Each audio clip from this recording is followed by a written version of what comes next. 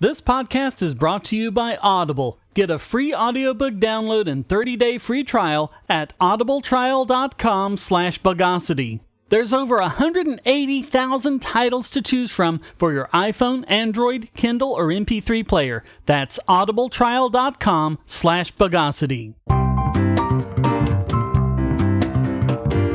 Welcome to the Bogosity podcast for the 14th of November 2016. The podcast that's hung down, brung down, hung up, and all kinds of mean, nasty, ugly things.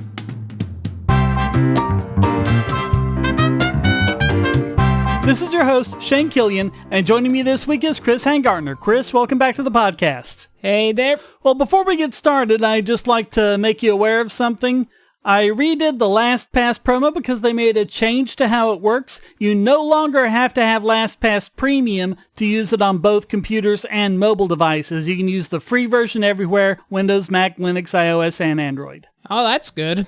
Could have used that a while ago. A friend of mine on Skype, I don't know what happened, but her account got hacked and it sent me a news link or something. I clicked on it and nothing happened, but when she ringed it back, she said, well, just in case, change your Skype password immediately. So I did, just to be safe. Yeah. Wasn't going to take the risk. Right. Probably one of those malwares on the internet where if you click on it, it ends up getting into your system and spreading your personal info online, so gotta change it. Yeah, it pays to be safe. Yep. Phishing is how they got all those DNC emails, you know. Yep. All right, now let's canvass the news of the bogus.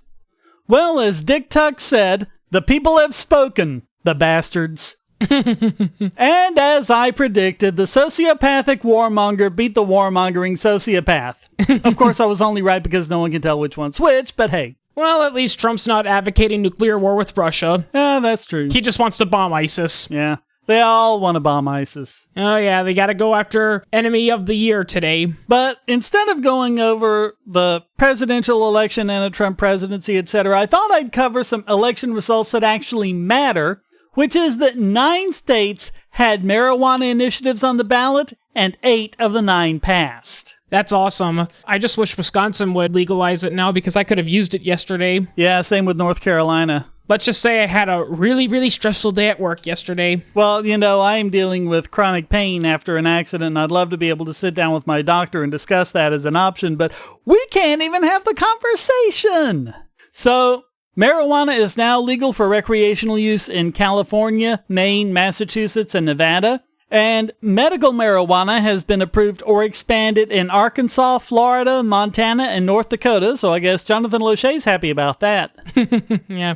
And I'm not surprised about Nevada because usually almost every form of debauchery is legal there. The surprising thing is it hasn't happened before now. Yeah. So the one state where it didn't pass was Arizona. I think that was because it required a supermajority and they didn't quite get that. But in Florida, it got 71% of the vote. In California, where it lost by 7 points in 2010, it won by 12 points here. Nevada, it won by more than 8 points. And in North Dakota, it was voted in by 64%, which means that the number of states that allow at least medical marijuana is now 28. Now, if only these people would stop thinking that Prohibition will work with cigarettes and guns. And the number of states with recreational legalization has doubled, and that covers 1 in 5 Americans.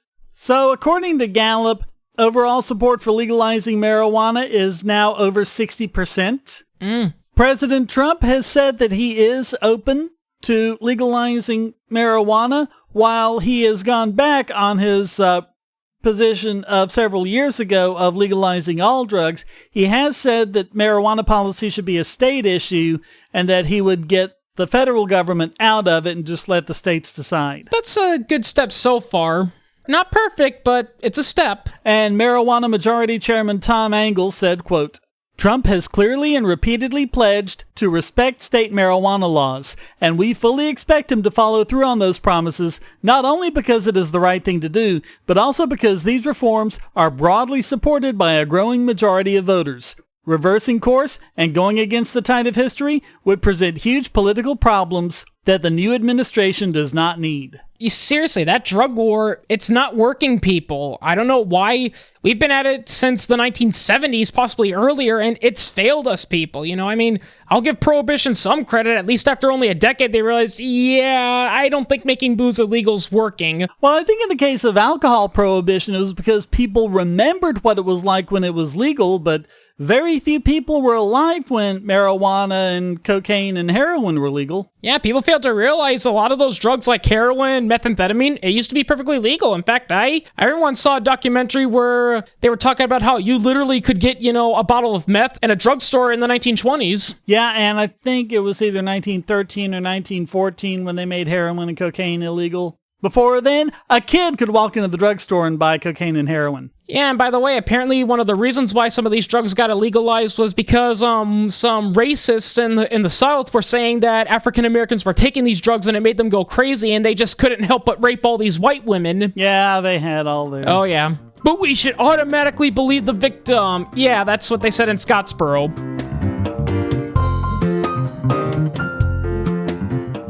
Say, if you're tired of the promos in this podcast, well, the patrons got it early and with no ads or promos. Just go to patreon.bogosity.tv and donate at any level. We live in a world where light bulbs connect to the internet, and recent attacks on them prove that your online security is under threat like never before. Not only your websites, but the internet-enabled devices you buy. And the biggest problem is weak passwords. That's why you need LastPass. LastPass allows you to randomly generate strong, unique passwords on the web and on your internet-enabled devices, all protected by one master password. LastPass sets up in minutes and gives you secure automatic logins throughout the web, synchronizing across all your browsers, all your computers, and even your mobile devices, at home, at work, or on the road. It even securely stores sensitive form data, including credit card numbers, backup sensitive documents, software licenses, Wi-Fi logins, and more. And with LastPass Premium, you can get these benefits on other applications, manage passwords for your entire family, and also get priority customer support. Sign up at password.bogosity.tv for a free month of LastPass Premium. Log in securely everywhere using the last password you'll ever have to remember. Go to password.bogosity.tv and get LastPass now. So I thought this might be a good time to give everyone an update on Brexit. And I don't know why, but the Trump win seems to have brought out the Brexit fearmongers as well. But basically, yeah. Prime Minister Theresa May has been blocked from invoking Article 50 by the High Court, which said they need approval from Parliament to do it. They're now appealing to the Supreme Court. Now keep in mind, Article 50 is not leaving the EU. It's beginning a 2-year period of talking about leaving the EU. Well, unfortunately, that's modern day political debates now, as you can't even talk about it if we don't like it. It's kind of funny about how they suddenly came up with this rule that says, oh, the ministry has to approve of it, when the ministry never had an official vote when the UK first entered the EU. Exactly, yeah. All it was the European coalition came over to England and said, do you want to join the EU? And they said, fine, as long as we can still use the British pound, then we're okay with it. And that's what happened. So the Supreme Court is going to hear it on the 5th of December. So I guess it might be remember the 5th of December from now on, if that happens. Yeah. And Theresa May has said that she still expects to be able to invoke Article 50 by the end of March 2017. You know, the European Union is a disaster. It's been a disaster since then, and I think, as Nigel Farage pointed out, the problem with the EU is that it did start out with some good to it. It was originally not intended to be like this. It was just going to be more like a free trade zone, but then it mutated into this, almost quasi-like continental government. Yeah, it's pretty much a super government. Of course, that's not too dissimilar of the history of the U.S., if you think about it. Oh, yeah. So, Theresa May said, quote, "We believe the government has got strong legal arguments. We'll be putting those arguments to the Supreme Court, and the Supreme Court will make its judgment." Opposing it, leading the case against it, is investment fund manager Gina Miller, who said that it's vital that it's voted upon by MPs, because otherwise it would mean they were acting like a tin-pot dictatorship. Yeah, because tin pot dictators always have a referendum and go by the will of the people. Yeah, it's just like what's going on with Donald Trump. Everyone is insisting that Donald Trump's going to turn America into the Third Reich. And I met this one guy on a forum one time who says, well, I'm gay and I'm also, Jewish and all this, so I'm going to be first in the concentration camp. And I asked him, where has Trump said that? Let's see, which party was it in this country that set up internment camps? Now let me think. Yeah, it was the Democratic Party. What? Yeah. Next, you'll be telling me that the Democratic Party is the party of the KKK. Yep. What? Oh, and I suppose the Democrats also passed the Jim Crow laws, didn't they? Yep. And here's the fun fact. When the Civil Rights Amendment was being passed, 82% Republicans voted in favor of it. Only 64% Democrats did. In fact, the biggest opposer of it was a Democrat. And the Democrats filibustered it in the Senate. Yeah, the longest one, actually, if I recall correctly. And that was a watered-down version of Eisenhower's civil rights bill. Yep. So, also opposing Brexit is Scotland and their First Minister Nicola Sturgeon, who said, quote, "The Scottish government is clear that triggering Article 50 will directly affect devolved interests and rights in Scotland. And triggering Article 50 will inevitably deprive Scottish people and Scottish businesses of rights and freedoms which they currently enjoy." She doesn't say what they are, but they'll be deprived of them, just trust her. They never do. It's always the same way. Oh, if you implement this rule, it's going to take away or implement these or expand these privileges that this one oppressive group has. Oh, name them. I don't know, but they're there. Quote, "It simply cannot be right that those rights can be removed by the UK government on the say-so of a Prime Minister without parliamentary debate, scrutiny, or consent. So legislation should be required at Westminster, and the consent of the Scottish Parliament should be sought before Article 50 is triggered." Seriously, the European Union is like one giant cult. It's like, it's easy to join in. All you got to do is sign a couple of questions and bada bing, you're in. But next thing you know, you're like, you know what? This isn't doing it for me. I think I'm going to leave. No, you can't leave. Once you're in for life. Hotel California. Yep. You can check out anytime you like, but you can never leave. Yep. So she said, quote, "The democratic wishes of the people of Scotland and the National Parliament of Scotland cannot be brushed aside as if they do not matter. But they get to brush aside everyone else's democratic wishes who voted for it." I am really ashamed, England. You were finally about to rebel against the EU and to show them that it's not going to work. And your own bureaucracy, it just got in the way. Hey everybody, this is Dave of the Superplex Bros, and you're listening to the Bogosity podcast. When you're done, why don't you head over to superplexbros.com. We have all kinds of editorials and reviews on video games and pro wrestling. We're also currently hosting a major project called the Superplex Pokemon League, and we're about to go into our 3rd season. We just had our actual draft, and we're going over all of the teams and their draft picks. So why don't you head on over there, check things out, and if you like, you can even check out the Superplex Brothers podcast, where Matt and I basically bullshit about video games, pro wrestling, or whatever the hell we want. Anyway, until next time, take care.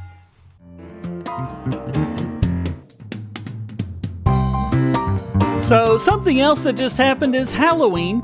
And as usual, we're getting all the scaremongering about people putting razor blades in candy and all that. Really? I thought it was clowns this time. Well, it's complete nonsense, but we never talked about it before, so I thought this would be a good time to cover it. There's actually one close to home in Gastonia, North Carolina, a family in Bessemer City, which actually isn't Gastonia, but hey, it's WCNC, they got it close enough. But they said they found metal screws and a razor blade in their Halloween candy. You also have Coldwater, Michigan. A woman says she found a thumbtack in a Snickers bar.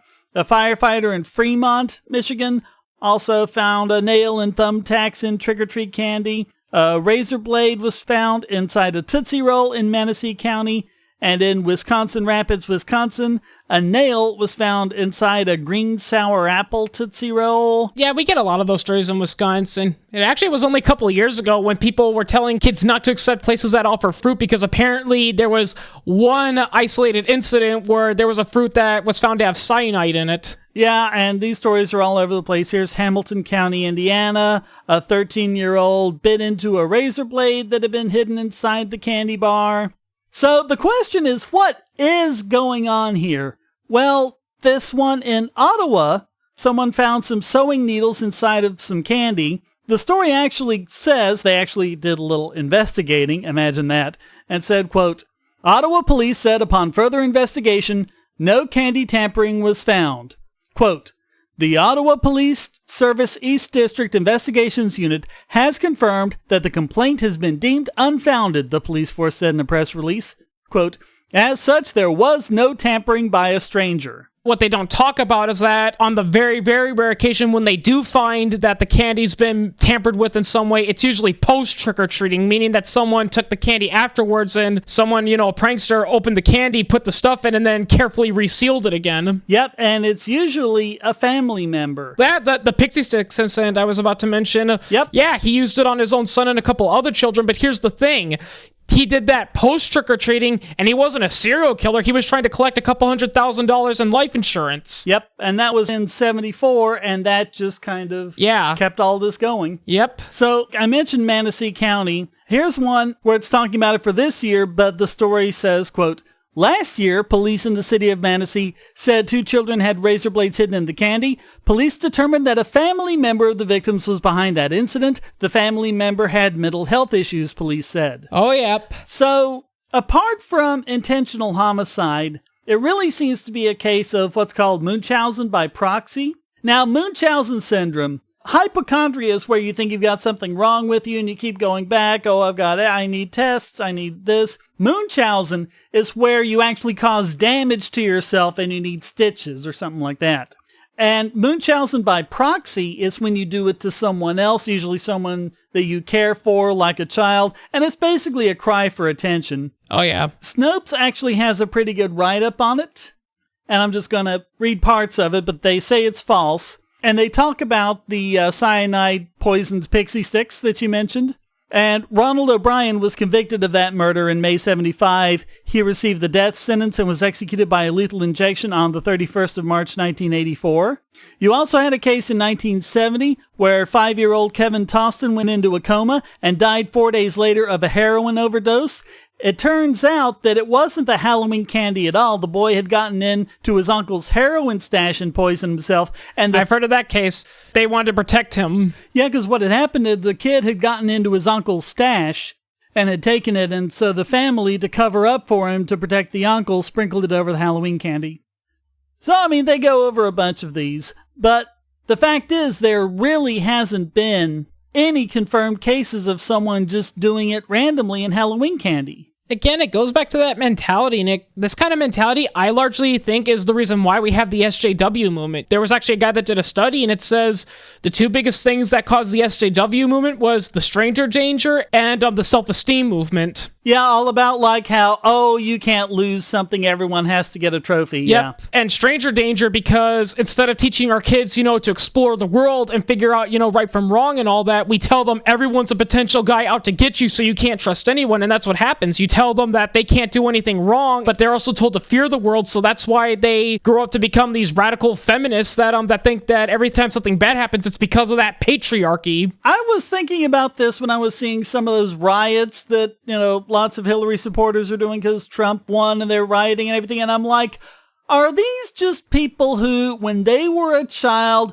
and they wanted something, they throw a tantrum and break things and the parents would just give it to them and they think that's how you get what you want? I honestly think that's what happened. I think that's the reason why they're acting like that. Yeah, I mean, that's what they're doing. They're pitching tantrums. Oh, yeah, and I like how the mainstream media is not really covering the rioting, and they still call it protesting, even though their own pictures clearly show these people are no longer protesting, they're just rioting. And setting things on fire, yeah. Oh, yeah. And saying how, here's people who are celebrating Trump's election, and they're with the KKK when they have nothing to do with the KKK. Oh, yeah, it's funny, yeah. And the thing I find so ironic is that they're all chanting, not my president, not my president, yet what did they say when so many people said, you know what, if Hillary gets elected, I am not going to do anything she says? They're going to say, stop being so radical. Oh, they did that. The people are passing around that meme from Occupy Democrats from 4 years ago, where they said that doing that with Obama was treason. Oh, yeah. Yeah. Well, just to round off this story, I just had to include this Jack Chick tract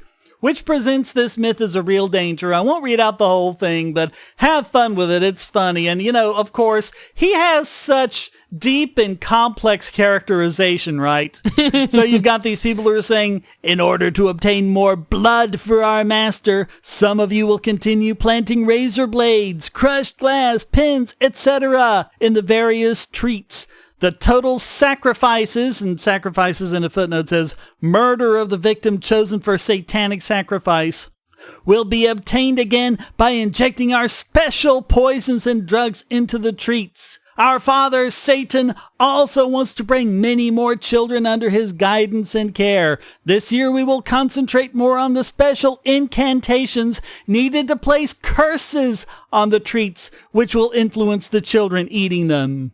And of course, that's what Halloween is. It's a holiday of devil worship and... Yeah, it's funny. I've seen a lot of these fictional movies about Halloween which try to portray that a long time ago it was all about blood sacrifices. That's not true. No. And he pretty much has all of them in here. A lot of Christians like to accuse Satan worshippers of sacrifices. Guess what? In the ancient days of Christianity, they used to give blood sacrifices to God. They still do ritual cannibalism. Oh yeah, I mean, hell, there's plenty of passages in the Bible where God tells other people, you want to prove your devotion to me? Okay, then kill your infant son.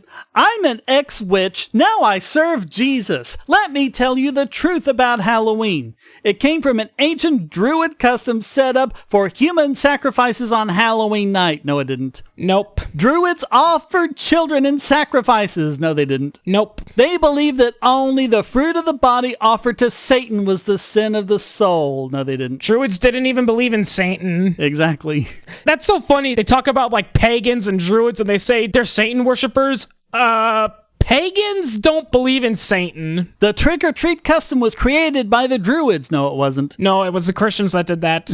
When they went to a home and demanded a child or virgin for sacrifice, the victim was the Druid's treat. In exchange, they would leave a jack-o'-lantern with a lighted candle made of human fat to prevent those inside from being killed by demons that night. Jack-o'-lanterns weren't even a thing until like the early 19th century. Yeah, jack-o'-lanterns were made by the Irish, and they were originally turnips. Halloween is actually a merger of several different religions. One is an ancient pagan ritual that was used to honor the spirits of the dead. The other one was a Christian fall ceremony. And finally, the whole jack-o'-lantern came from the Irish, where during Halloween, they would light turnips and later pumpkins to scare away evil spirits. And of course, our Halloween is the same thing, a night for Satan worship so that Satan can get our children. Why? The children who are mutilated and murdered every Halloween are no accident. They are carefully planned sacrifices to Satan, carried out by those who serve and worship them. Satan, aka the patriarchy for radical Christians. Yeah, and I think I might have skipped over it, but there's something like one of them actually eats some candy and... Oh yeah, here it is. It's further up. So there's a guy on the news. A tragedy this Halloween night. 8-year-old Johnny Dexter died as a result of a drug overdose in Halloween candy. Many children have been hospitalized in this city tonight. And the devil worshippers watching it. Yes, we have done well. Satan will be pleased with our accomplishments. It really is a self-parody, isn't it? Yeah, it's like, sometimes I seriously wonder, is this the Onion at work or something? It's like... Although the depressing part is, after Trump's election, I'm not seeing much difference between Jack Chick and the news media. Yeah. Just imagine Trump as a villain in a Chick tract, and is that not exactly how the media portray him? People, Halloween, it's already dying as it is, and I don't want you people ruining it for me anymore. Want to get $5 really quick? Just fire up your mobile device and go to Get5, that's GET numeral 5.bogosity.tv. By using this link to sign in to the Amazon app for the first time, or if it's been more than 12 months, you'll get $5 off your order of $10 or more. So what are you waiting for? Go to get5.bogosity.tv. Now you can make Amazon purchases with Bitcoin by going to purse.bogosity.tv. Save an average of 20% just by buying from Purse, or get even greater discounts by linking your Amazon wish list. Go to purse.bogosity.tv. Bogosity.tv is a participant in the Amazon Services LLC Associates program. Just clear your cookies and go to amazon.bogosity.tv or check the right-hand side of the podcast page for Amazon's best deals. So next time you buy online, go to amazon.bogosity.tv. And now it's time to deprogram this week's biggest Bogon emitter. And this week it goes to Aaron Blake of the Washington Post for spreading a ton of misinformation about the Electoral College. Yeah, of course. Look, I'm not saying the Electoral College is perfect. In fact, it's very flawed. But direct democracy is even worse. Well, and it's my thing is, there are people who have legitimate complaints about how the Electoral College works. Yeah. But those can be solved not by getting rid of the Electoral College, which will create a lot more problems, but by having the Electoral College proportional representative instead of the winner takes the entire state. Yeah, it's pretty funny because a lot of people are saying, well, Hillary won the popular vote. And WikiLeaks also confirmed that Hillary did pay a few thousand people to vote for her. Actually, it looks like Trump won the popular vote now. Oh, wow. We got some more vote totals in. Yeah, that's another thing about popular voting. Popular voting's not that accurate, people. But what he's talking about is what's known as faithless electors. And libertarians know about this from 1972. There was an elector in Virginia who just couldn't bring himself to vote for Richard Nixon, so he voted for the Libertarians, which means that by voting for John Hospers, he gave the first ever electoral vote in American history to an openly gay man, and by giving it to Tony Nathan, the vice presidential candidate, that was the first ever electoral vote for a woman and the first ever electoral vote for a Jew. So, I mean, that's history making there. So he gives examples of people on both sides, Hillary electors and Trump electors, who are saying, you know what, I'm not going to vote for that person in the Electoral College. And, you know, you have the questions, how can this happen? And is there any recourse? It's people are still asking that. They are still like, oh, how did Trump win? What did we do wrong? Maybe it's because Americans are tired of your whining. So he says, quote, some states have no legal requirement preventing faithless electors, while others do, but the penalties are usually small and generally aren't enforced. And I haven't found a single example of a faithless elector being fined or prosecuted. It probably wouldn't even be constitutional because, at least my reading of the 12th Amendment, it at least heavily implies that they're supposed to vote by secret ballot and transmitted to the Secretary of State sealed. So how are you even supposed to know if they're faithless? You know? Yeah. So far, it hasn't actually made a difference in any election, but it could, theoretically. And here's how it might happen this time around. I'm not really expecting it, but it's possible. If there are enough faithless electors who say, oh, well, I can't vote for Donald Trump. No way I'm voting for Hillary, so I'm going to vote for Gary Johnson. And that brings Trump below that level of 270 electoral votes. That'll throw the election over to the House.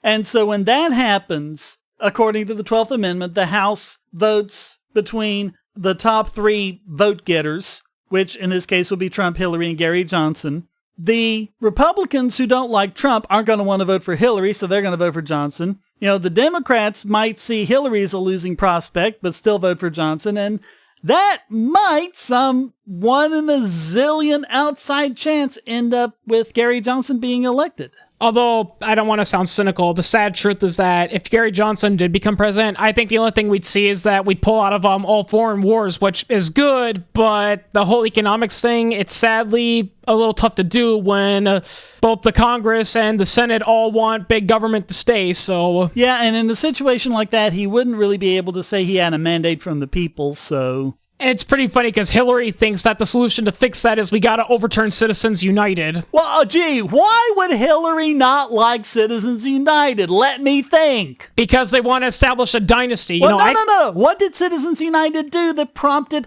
the whole court case? They made a movie about Hillary Clinton. Yep. That's what the whole case was. Oh, yeah. But the thing is, this possibility and electors saying things like that, people need to be reassured by it, because although it's never happened, the Electoral College is there in large part to stop a candidate from just running through and taking over an election outside of the will of the people. That's how a lot of Republicans view Trump's nomination, as well as how a lot of Bernie supporters view Hillary's nomination. It's there to stop a dangerous person from stealing a nomination and taking the presidency. And that's a good thing. Yep. People are still being stupid about the election. Which is why Aaron Blake has to be this week's biggest Bogon emitter. If you're on the Wi-Fi in a coffee shop or hotel, anyone on that network can get your traffic. Do you really trust all of those strangers? For that matter, do you really trust your ISP? A VPN can protect you from prying eyes, disguise your location, and even foil government censors. It's essential in this day and age, so go to vpn.bogosity.tv and you'll be taken to BoxPN. Starting at just $2.99 a month, you can get unlimited high-speed connections to VPN servers all over the world, and they don't log connections, so your privacy is assured. Traveling abroad, just VPN home, and don't worry about what those other governments are doing. Back at home, stop your ISP from traffic shaping and messing with the quality internet access you're paying good money for. You can connect from multiple machines at once, including your smartphone or tablet, and it supports all the secure standards, including OpenVPN and SSTP.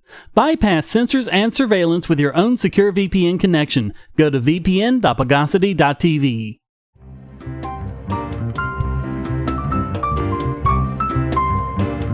And now it's time to mind bend this week's Idiot Extraordinaire.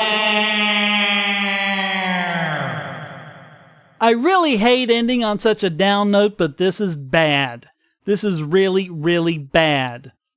A little over a week ago, students at Brodhead High School in Brodhead, Wisconsin, learned over morning announcements that 4 of their classmates were killed in a car crash because someone was texting and driving.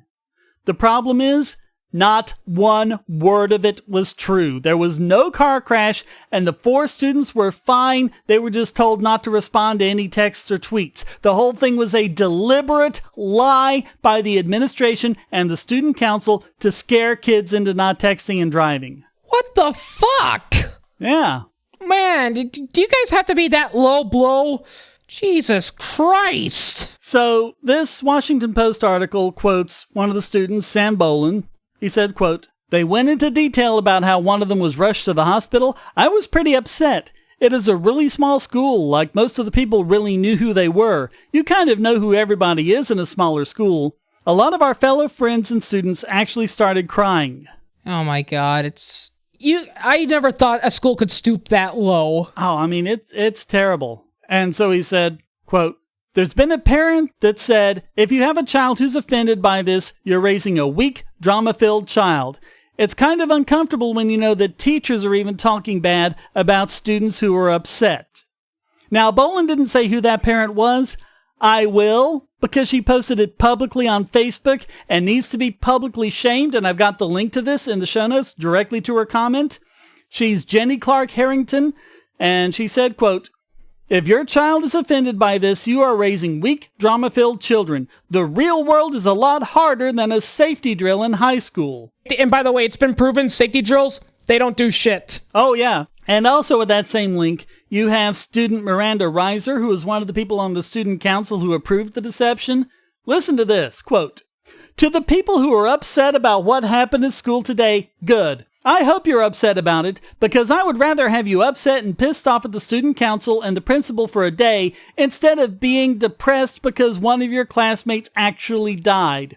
Except it's not just depressed. The word is traumatized." Oh, yeah. And not to mention, if they figure out that you're lying to them, that anger ain't gonna last a day, people. Oh, yeah. It's gonna last a lifetime, you know? Yeah, they've destroyed their credibility. Yeah, it's actually been proven that when you lie and make all these exaggerations, it actually makes people more tempted to do what you're telling them not to do. You know, I mean, it's like, as South Park pointed out a long time ago with their drug episode, if you tell kids all the time, if you smoke one little joint, you're gonna overdose and die, and they try their first joint, it's like, nothing bad happened to me. They lied about that. What else did they lie about? Yeah, if they lose your trust on that, they're not gonna believe you next time you warn them something legitimate.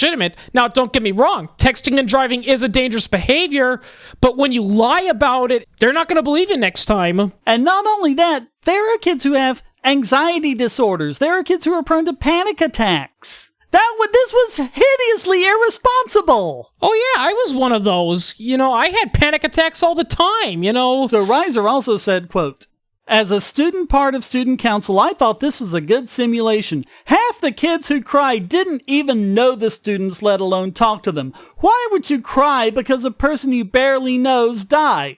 Wow, doesn't that just tell you everything you need to know about her? Yeah, geez, why did all those people cry on 9/11 even though most of them didn't know the people in there in 9/11? Sorry, lady, I'm not going to diagnose you because I'm not a professional, I'm not there to, but that's what we call lack of empathy, and that's usually associated with psychopaths. Just because you don't know the person personally doesn't mean you can't feel sorry for the person's family, and the people who knew the person, And she also said, quote, if we did anything like this in any other way, no one would listen or pay attention to anything. Try warning high school students of the dangers, they just don't care. Half of the students do drugs, yet nothing is ever done to warn them about it. No, but please keep saying things like how bad it was, please. Yeah, continue telling them that marijuana is going to fry their brain cells and they're going to die. Tell them that if they buy marijuana, they're funding criminals in Mexico and the Middle East. Yeah, keep telling them that and see where it takes you. But this is basically Scared Straight. Oh, yeah. And Scared Straight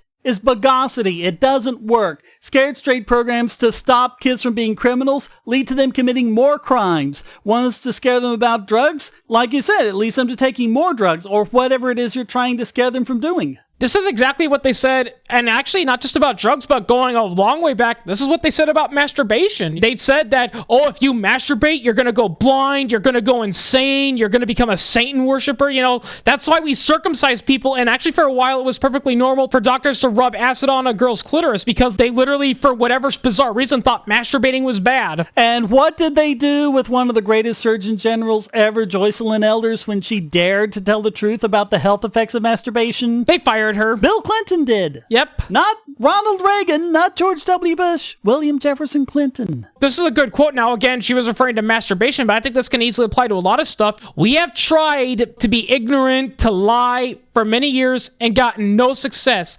I think if we want to teach kids about the dangers of the world, we need to try education. Well, two Justice Department officials, Laurie O. Robinson and Jeff Slowakowski, wrote an op-ed explaining all of this about Scared Straight, quote, the research tells us Scared Straight is not only ineffective, but is potentially harmful. These programs did not deter teenage participants from offending. In fact, they were more likely to offend in the future.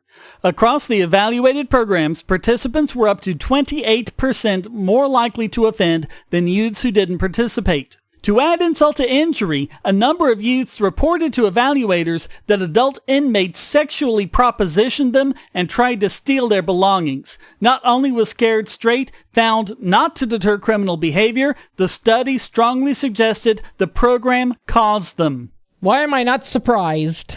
The fact that these types of programs are still being touted as effective, despite stark evidence to the contrary, is troubling. In the decades following the original Scared Straight program, states across the country developed similar models in the hopes that this get-tough approach would make an impact on their impressionable youth. As it turns out, the impact was not the one they had hoped for. Answers about what works are best found in sound research, not storytelling. Evidence from science provides the field with the best tool for sound decision-making. This smart-on-crime approach saves taxpayer money and maximizes limited government resources, especially crucial at a time of budget cuts. It just goes to show how stupid U.S. schools are becoming, and I thought they couldn't even get any worse. So, Brodhead School District Superintendent Leonard Luck said, quote, while we stand by the worthiness of the activity, we recognize flaws with how it was communicated. So it's just a communication problem, Chris. Yeah, and the reason why our schools are failing is because we don't have enough money. And Sarah Boland, Sam's mother, said, quote, it's almost insulting in a way. I don't feel that you need to go to those kinds of extremes to teach a lesson. It minimizes other people's feelings who have actually gone through it. I don't know why people have this mentality to do that, but I think the whole reason is simply because of one reason, and that's laziness. People just don't want to sit down and talk to their kids about the dangers of it, and as a result, they use these cheap cop-out tactics that don't work. So all of that makes the Brodhead School Administration and Student Council this week's Idiot Extraordinaire.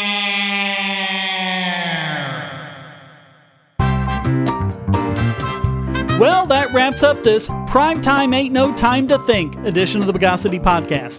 Come join the discussion at forum.bogosity.tv and feel free to join in by sending a question, statement, news article, or rant in text or audio to podcast@bogosity.tv. This podcast depends on you to keep going, so please donate using the links on the website or the QR codes in the thumbnail, or become a patron at patreon.bogosity.tv and get the podcast and YouTube videos early and without ads or promos. Thank you for listening, and thanks to Chris Hangartner for joining me. Hey there. Until next time, here's a quote from H.L. Mencken. As democracy is perfected, the office of president represents more and more closely the inner soul of the people. On some great and glorious day, the plain folks of the land will reach their heart's desire at last, and the White House will be adorned by a downright moron. The Bogosity podcast is licensed under Creative Commons Attribution Non-Commercial No Derivatives 4.0 International License.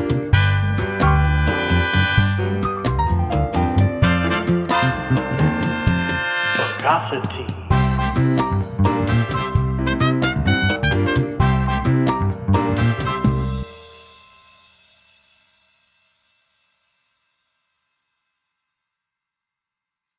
Christmas time is coming, and the most classic of Christmas stories is A Christmas Carol. But how much do you know about the original Charles Dickens novella? Have you dismissed it as a children's book with one-dimensional characters amounting to nothing but platitudes and cliches?